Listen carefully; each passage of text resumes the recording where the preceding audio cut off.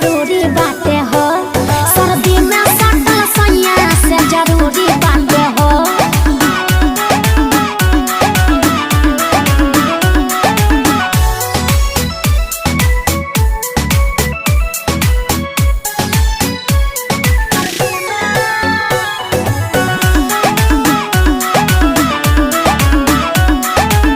सरदी के मजा बड़ा जाए झट से समा जइबू राजा जी के बहिने।